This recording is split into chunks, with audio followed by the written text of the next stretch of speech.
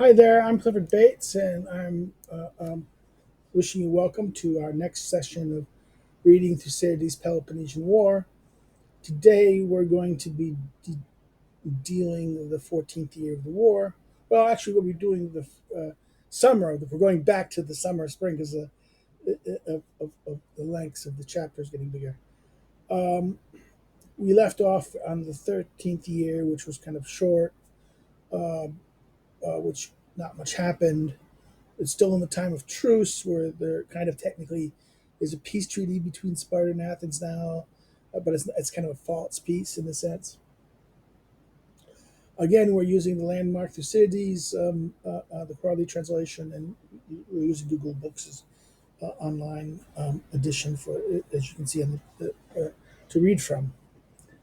So let's start off. We're looking at chapter 56, which actually no 57 really, which deals with the summer of the 1419, 1418, the 13th year of the war happened. And now we're going into 1418 BC. Um,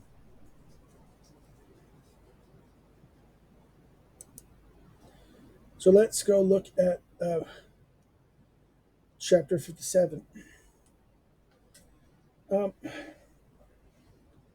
in the middle of the next summer, the Spartans, seeing that the Epidaurians and their allies in distress, and the rest of the Peloponnese either in revolt or disaffected, concluded that it was high time for them to interfere if they wished to stop the progress of the evil and coordinate with their full force. The Helots included took the field against Argos under the command of Aegeus, son of Archidamos, king of the Spartans. The Tegeans and the other Arcadians, allies of Sparta, joined in the expedition. The allies from the rest of the Peloponnesus, from outside mustered at Pelos, and Botians with 5,000 hoplites, as many light troops and 500 horse, and the same amount of this amount of troopers. The Corinthians with 2,000 hoplites, and the rest more or less as might happen, and the Philasians and all their forces, the army being in their country. In preparation of the preparation of the Spartans had been from the first been known to the Argives, who did not, however, take the field until the enemy was on his way to join the rest at Philos, reinforced by the Mantuans with their allies and 3,000 Elean hoplites. They advanced and fell in with the Spartans at Mithridrum and Achaia. Each party took up its position upon a hill, and the Argives prepared to engage the Spartans while they were alone, but Aegeus eluded them by breaking up his camp in the night and proceeded to join the rest of the allies at Philum. The Argives, discovering this at daybreak, marched first to Argos and then up the Nemean road, down which they expected the Spartans and their allies would come. Aegeus, however, instead of taking this road as they expected, ordered that after the Spartans, Arcadians, and Epidaurians descend upon the plain of Argos by a difficult road. The Corinthians, Pellans, and Philasians marched by another steep road, while the Botians, Megrians, and the Scythonians, Scyth, Syconians, um, not Syconians, had instructions to come down by the Anamian road where the Argives were posted, so that the enemy, if the enemy advanced into the plain against the troop of Argives, they might fall upon his rear with their cavalry. These dispositions concluded the Argives. Aegeus invaded the plain and began to ravage Samethus, and other places. Discovering this, the Argives came down from Nemea, day having dawned. On their way, they fell in with the troops of the Philesians and Corinthians and killed a few of the Pelithians and perhaps a few more of their own men killed by the Corinthians. Meanwhile, the Boeotians, Magians, and Siconians advanced upon Nema according to their instructions and found the Argives no longer there, as they had gone down on seeing their property ravaged, and were now forming for battle. The Spartans imitating their example. The Argives were now completely surrounded. From the plain, the Spartans and their allies shut them off from the city. Above them were the Corinthians and the Philesians and the Palians, and on the sides of Nema, the Boeotians, Scythians, and Megarians. Meanwhile, their army was without cavalry, and the Athenians alone among the allies not yet having arrived. Now the bulk of the Argives and their allies did not see the danger of their position, but thought they could not have a fairer field, having intercepted the Spartans in their own country close to their city. Two men, however, in the Argive army, Thesaurus and one of the five generals, and Alephron, the Spartan Pronexus, just as their armies were upon the point of engaging, went out and held a parley with Aegeus, and urged him not to bring on the battle, as the Argives were ready to refer to a fair and equitable arbitration, whatever the complaints Spartans might have against them, and to make a treaty and live in peace in future. The Argives who made these statements did so upon their own authority, not by order of the people, and Aegeus and Aegeus on his accepted their proposal without himself either consulting the majority, simply communicated the matter to a single individual, one of the high officers accompanying the expedition, and granted the Argives a truce for 4 months in which to fulfill their promises, after which he immediately led off the army without giving an explanation to any of the other allies. The Spartans and the allies followed their general out of respect to the law, but among themselves loudly blamed Aegeus for going away from so fair a field, the enemy being hemmed in on every side by infantry and cavalry, without having done anything worthy of their strength. Indeed, this was by far the finest Hellenistic army ever yet brought together, and it should have been seen while it was still united at Nema, and the Spartans in full force. The Arcadians, Boeotians, Corinthians, Cymathians, Pelethians, Phoenicians, Magians, all of these in the flower of their respective populations, thinking themselves a match not only for the Argives' confederacy, but for another added to it.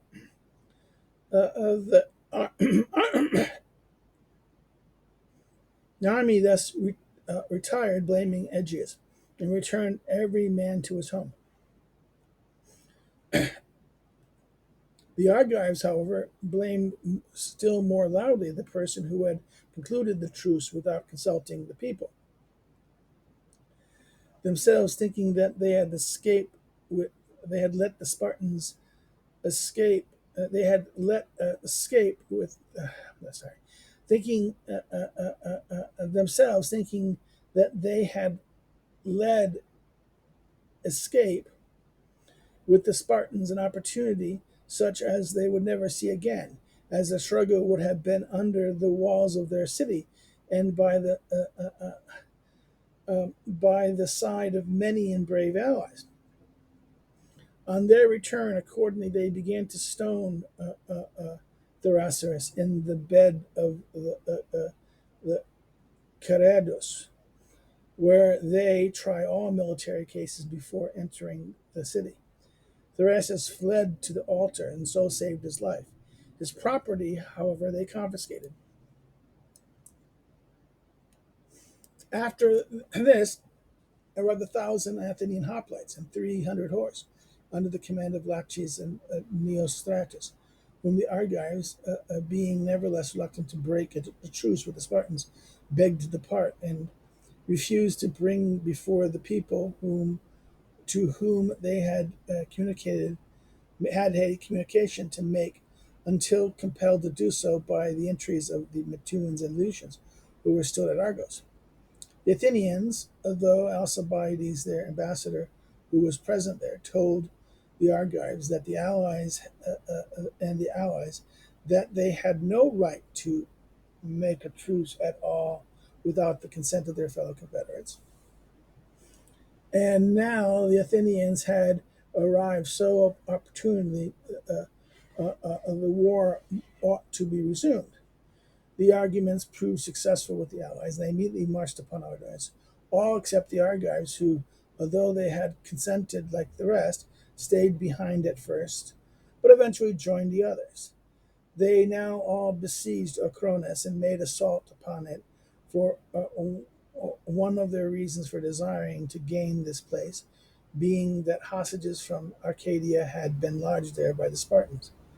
The Ormenians, alarmed at the weakness of their walls and the numbers of the enemies, and at the risk they ran of perishing before relieved, capitulated upon conditions of joining the league, of giving hostages of their own to the Miletians, and giving up those lodged with them by the Spartans.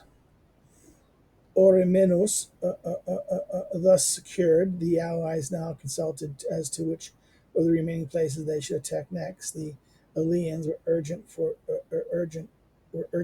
Lepantum, and the Manetians for Tegea, and the Archives and the Athenians given their support to the Manetians. The Eleans went home in a rage at their not having voted for Lemprium, while the rest of the allies made ready at Mentia for going against Tegea, at which a party inside had arranged to put into their hands. Meanwhile, the Spartans, upon the return from Argos, after concluding the 4-month truce, vehemently blamed Argos for not having subdued Aegeus, blamed Aegeus for not having subdued Argos. After the opportunity, as such, they thought they'd had never had before, for it was no easy matter to bring so many allies and such good ones together. But when the news arrived of the capture of Orenos, they became more angry than ever, and departing from all precedent in the heat of the moment, had almost decided to raise his house and fine him with 10,000 drachma. Aegeus, however, entreated them to do none of these things, promising to atone for his fault by good service in the field, failing which they might then do to him whatever they pleased, and then accordingly abstained from raising his house or fining him, as they had threatened to do, and now made a law hitherto unknown to Spartan, attaching to him 10 Spartidates as consulars, without whose consent he should have no power to lead an army out of the city.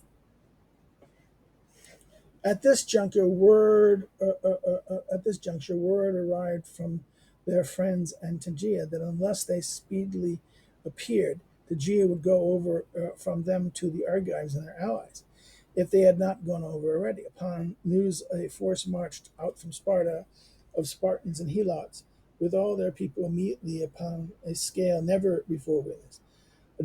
Advancing towards Otelum and Mentila, they directed the Arcadians in their league to follow close after them to Tegea, and going on themselves as far as or Orestium. From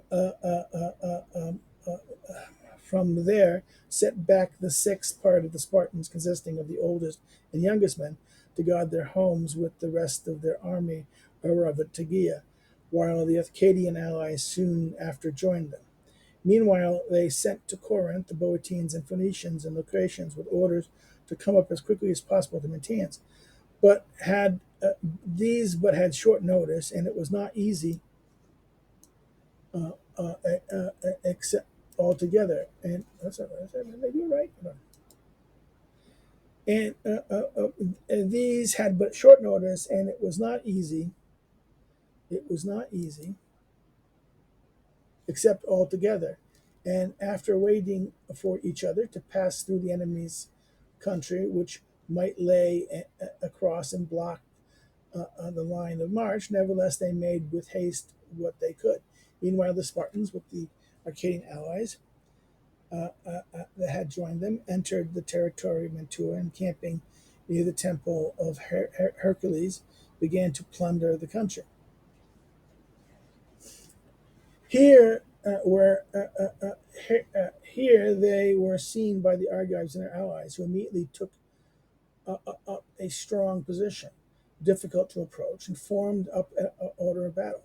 The Spartans at once advanced against them and came on with a stone throw or javelin cast, when one of the older men, seeing the enemy's position as a strong one, shouted to Argives that he must be thinking to cure one evil with another, meaning that he wished to make amends for his great retreat from Argos, from which there had been so much blame by his present untimely wish to engage. Meanwhile, Aegeus, whether in consequence of this message or from some sudden new idea of his own, quickly led his army back without engaging, and entering the Tegean territories, began to divert the Mantian land and the water about which the Mantians and Tians are always fighting, on account of their extensive damage it does to whichever of the two countries it flows into. His purpose in this was to make the Argives and their allies come down from the hill to resist the diversion of the water, as they could not be sure to do when they knew it was thus to fight to fight the battle in the plain. He accordingly stayed that day where he was, engaged in changing the course of the water.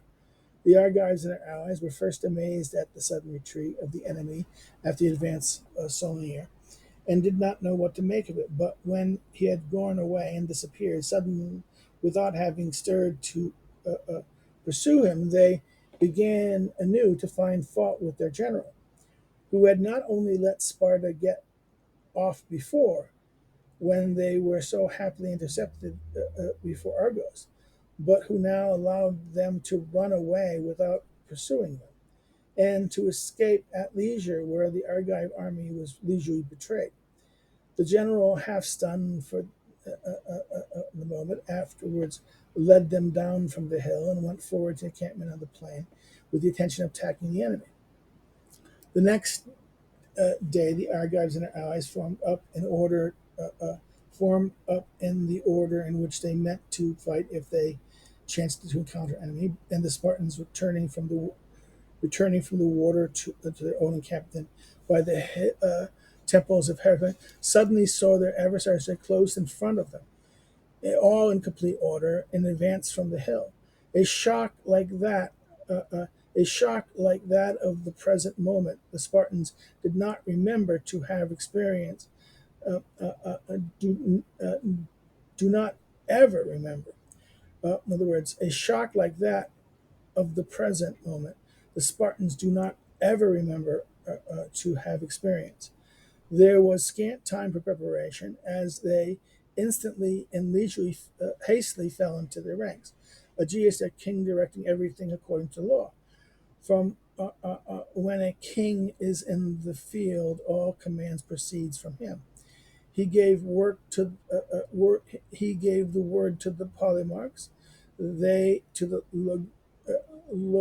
Lachagai, and to the Pentocostiles, Pentocostiles, and then again to the Matrox, and these last to the Enomtes. Okay, this is painful. En, en Enomites. In short, all orders are required to pass in the same way and quickly reach the troops, as almost the whole Spartan army, save for a small part consisting of officers and under consists of officers under officers, and the care of what is to be done falls upon many. In this battle, the left wing was composed of scripta, who in a Spartan army always have the post to themselves alone. Next to those were the soldiers of Brasidas from Thrace and the Neodametes with them. And then came the Spartans themselves, company after company, with the Arcadians of Heraclea on their side. After these were the Menecleans on the right wing, the Tegeans, and the few Spartans on the extremities, their cavalry being posted on two wings. Such were the Spartans' formation. That of their opponents was the follows. On the right were the Menetians, their actions taking place in their country. Next to them, the allies from Arcadia, from whom 10,000 picked men of Argives, to whom the city had given a long course of military training at the public expense. Next to them, the rest of the Argives and their allies, the Clinaeans, the Orneans, and lastly the Athenians on the extreme left, and their own cavalry with them. Such were the orders of the forces of the two combatants. The Spartan army looked the largest, although at putting down the numbers of either host or the contingents composing it, I could not do so with any accuracy, owing to the secrecy of their government, and the number of the Spartans were not known. So men are apt to brag about the forces the country had, that the estimate of their opponents was not trusted. The following circulation, however, made it possible to estimate the number of Spartans present upon the occasion. There were 7 companies in the field, without counting the scripta, who numbered 600 men, and each company there were 4 Pentecostalites and a Pentecoste for enormity. The first rank of the enormity was composed of 4 soldiers, as to the depth, though they had not all been drawn alike, but as each captain chose, and were generally arranged 8 deep. The first rank alone along the line, exclusive of the scripta, consisted of 448 men. The armies now being on the eve of engagement, each contingent received some word of encouragement from their own commanders. The Mentuan were reminded that they were going to fight for their country, and to avoid returning to the experience of servitude, having been having the taste of that empire. The Argives, that they would contend for their ancient supremacy, to regain once an equal share of the Peloponnesians, of which they had been so long deprived, and to punish an enemy and a neighbor for 1,000 wrongs. The Athenians, of the glory of gaining the honors of the day with so many and brave allies in arms, and that a victory over the Spartans and the Peloponnese would submit and extend their empire, and would decide preserve Attica from all invasions in the future. These were the incitements addressed to the Argives and their allies. The Spartans, meanwhile, man to man, with their war songs and their ranks, exhorted each brave comrade to remember what he had learnt before, well aware that the long training of action was a more use of saving lives than any brief verbal exhortation, how, through ever so well delivered. After this, they joined battle. The Argives and their allies advanced with haste and fury, and the Spartans slowly, to the music of the many flute players, a standing institution in their army that had nothing to do with religion, but is meant to make them advance evenly, stepping time, without breaking their order, as large armies are apt to do in this moment of engagement. Just before the battle joined, King Aegeus resolved upon following maneuver. All armies are alike in this. On going into action, they get forced out rather on their right wing, and one or and another overlap with this their adversaries left. Besides, because fear makes each man do his best to shelter his unarmed side with their shield, and of the man next to him on the right, thinking that the closer the shield are locked together, the better he'll be protected. The man primarily responsible for this is the first upon the right wing, who is always striving to withdraw from his enemy his unarmed side. The same apprehension makes the rest follow him. On the present occasion, the Machaeans reached their wings far beyond the Scripta, and the Spartans and the Aegeans still further beyond the Athenians, as their allies, as their eyes were the largest. Aegeus, afraid of his left being surrounded, thinking that the Mantuans outflanked it too far, ordered the Scripta and the Brasidians to move out from their place in the ranks and make a line even with the Mantuans, and hold the Polemarch, Hippocontus, and Aristarchus to fill up the gap which formed by throwing themselves into with two companies taken from the right wing, thinking his right would be strong enough to spare, that the line floating the Mantuans would gains solidity. However, as he gave these orders in the moment of the onset, and at short notice, Aristocles and Hippolytus refused to move, for which offense they were afterly found guilty of cowardice and banished from Sparta. And though indeed Aegeus, when he saw that the two companies did not move, ordered the secured to return to their place in line, they did not have time to fill up the breach in question before the enemy closed. Now it was, however, that the Spartans, utterly worsted in respect of skill, showed themselves superior in point of courage. As soon as they came to close quarters with the Mantuan right, broke the Scripta and sorry, came close enemies. The Mantuan right broke the Scripta and the Bersians, and bursting in with their allies and 1,000 picked Argives into an unclosed breach in their line, cut up and surrounded the Spartans, and drove them in full rout to the wagons, slaying some of the older on guard there. But the Spartans got the worst of it in the part.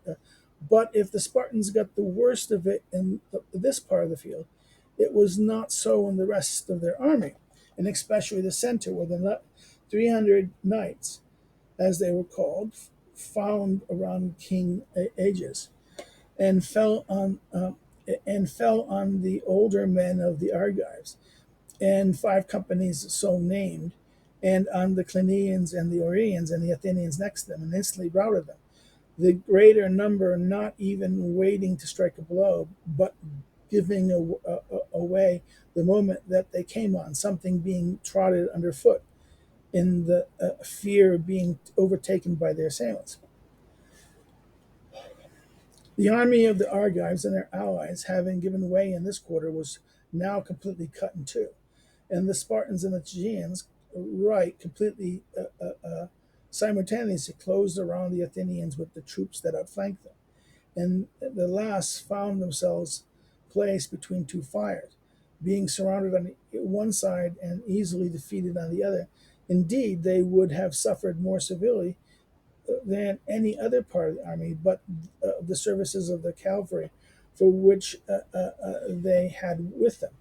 Agives also, perceiving the distress on his left, opposed to the on his left, opposed to the Menatirians and the thousand Argives, ordered all the army to advance and support the defeated wing.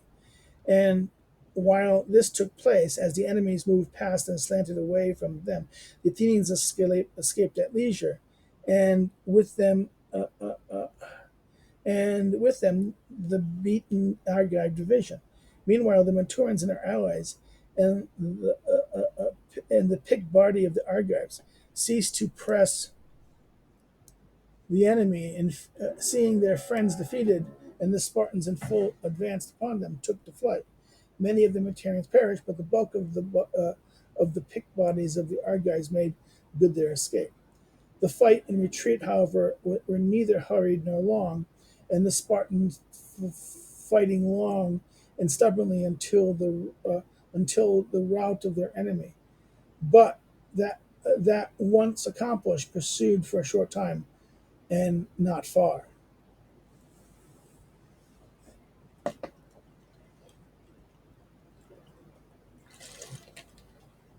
Such was the battle as nearly as possible as I have described it. The greatest that had occurred for a very long time among the Hellenes, and joined by the most considerable cities.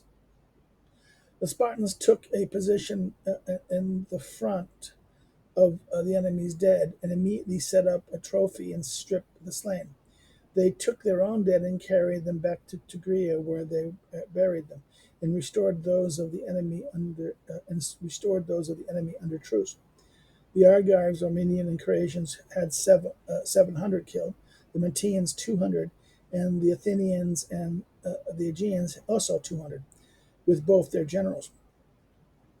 On the one side of the Spartans, the allies did not suffer. On one side of the Athens, the allies did not suffer any loss worth speaking of. As to the Spartans themselves, it was difficult to learn the truth. It was said that there were nearly 300 of them, that there was slain about 300 of them. While the battle was impending, Perilax, the other king, set out with reinforcements composed of the oldest and youngest, got as far as Tegea, where he heard the victory and went back again. The Spartans also sent a message to turn back the allies from Corinth and from beyond the isthmus. Returning home themselves, dismissed their allies and celebrated the Carnian festival, which happened to be at the time. The imputation cast upon them by the Hellenes at the time, whether of cowardice or on account of the disaster in the island or mismanagement of slowly generally, were all wiped out by this single action. Fortune, it was thought, might have humbled them, but men themselves were the same as ever. The day before this battle, the Epicureans, with all their forces, invaded the deserted Argive territory and killed many of the guards left there in advance of the Argive army. After the battle, 3,000 Elean hoplites arrived to aid Menatirians, as well as the reinforcements of 1,000 Athenians. All these allies marched at once against Epidaurus, while the Spartans were keeping the Carnea, and divided the work among themselves, and began to build a wall around the city. The rest left off, but the Athenians finished at once the part assigned to them around Cape Heraclitum, and after all joined, leaving the garrison in the fortification in question, they returned to their respective cities. Summer now came to the end. So this is now the summer. So the summer of the 14th year. Well, again, let's stop here. If you have any questions, put them below. I will answer them upon seeing them. If you like what you'd like, if you like to see more of this, of course, you can subscribe. You can follow me on social media. I'm not so enthused in the sense that people may not be as interested in this. We'll hope we get some excitement back in this. Maybe my throat will come back. I'm sorry if there's noise. You hear noise. I'm trying to make it like that. You know, it's getting difficult to record. You can, if you want to help this channel out a little more, you can do it. You can be a partner on Patreon or Subscribe Stars, the information below. You can also follow me on social media that's listed below. Okay, have a good day. Take care. Bye-bye.